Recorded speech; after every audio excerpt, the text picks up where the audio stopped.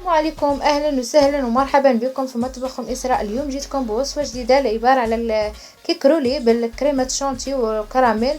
تقدروا تعرفوا الطريقه والمقادير، فابقوا معايا وفرجه ممتعه. وما تنساوش تشتركوا معايا في القناه باش يوصلكم دائما الجديد، وتعملوا لي لايك لا عجبكم الفيديو. وكنقول لكم شكرا بزاف على الدعم ديالكم، وكنبغي نرحب بزاف بالمشتركين اللي عاد التحقوا بالقناه. بسم الله. اما بالنسبه للمقادير فغادي نحتاج شويه تاع الملح، ملعقه كبيره تاع الزنجبه، 4 حبات بيض، وكأس وربع تاع الدقيق ما يعادل 120 غرام، قياس كأس العنبة، ساشي تاع الفاني، كأس تاع سكر سنيدة ما يعادل قياس تاع كأس العنبة. بالنسبة لهاد الجنواز رولي بدون خميرة، وغنوضع انا حمام مائي، فغنوضع كاسرونه فيها الماء غليان، وغنضع فيها اناء باش يطلع ليا بهذه الطريقه، يطلع ليا البيض دغيا كيتضاعف في الحجم ديالو. فوضعت السكر سنيده، البيض، شويه تاع الملح، وكنحاول نطلعهم حتى كيتضاعف الحجم تاع البيض.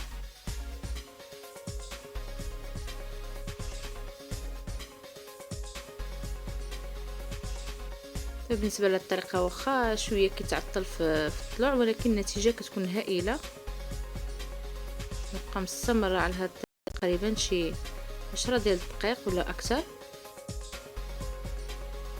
حتى كيبان لينا تضاعف شتو ضاعف الحجم تاع البيض وتبدل اللون ديالو. كنضيف ديك ملعقه تاع الزبده المذابه، ونبقى نطلع من الفوق لتحت بهذا الشكل. كنضيف داك كأس وربع تاع الدقيق غير بالتدريج، وانا كنخلط من الفوق لتحت، وكنحاول نخلط باش داك الدقيق كيتنسجم مع البيض، مكيبقاش مكور في الدقيق.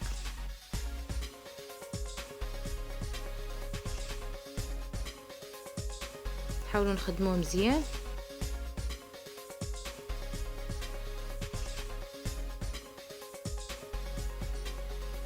بالنسبه للدقيق كنبقاو نضيفوه غير بالتدريج، غير بشويه بشويه، ما كنكبوش في مره واحده. خصو يكون عندنا يكون مغربل، فانا غربلته 3 ديال المرات. وكنجيبوا الصينيه اللي كتدخل الفرن، وكنكون نفرش فيها ورق ديال الطبخ باش كتسهل علينا في الخدمه، ما يلصقش لنا الجنواز. وغندخلها للفران اللي مسخنته من قبل. بعد ما طابت نحطها هي سخونه، كنحطها فوق ورق ديال الطبخ، وغادي نحاول نحيد هذيك الزوائد اللي كيكونوا في الجوانب بهذا الشكل، وغادي نروليها بشويه على هذا الشكل. بالنسبه للورق كيساعدنا باش نروليو الكيك. وغادي نغطيها ونخليها حتى تبرد تماما.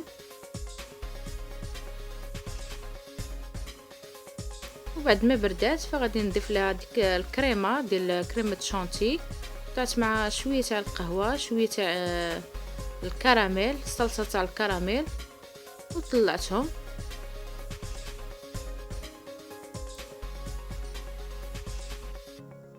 بالنسبه للحشو ممكن توضعوا الشوكولاته، اي حشو كتفضلوا ممكن تستعملوه، ماشي بالضروره يكون كريم شانتي. وكنروليها بمساعده الورق الزبده، نضعف التبصيل، وغادي كنحاول نعمر الجوانب كيكونوا فارغين، نعمرها كامله بالكريمه. وكنجيب واحد الفرشاه وكنحاول نعمل ليها على شكل امواج.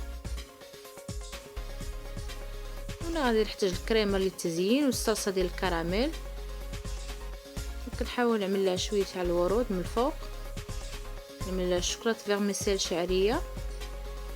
بالنسبه للتزيين، طريقه التزيين كتختلف، ممكن تزينوا بالمتوفر عندكم ماشي بالضروره.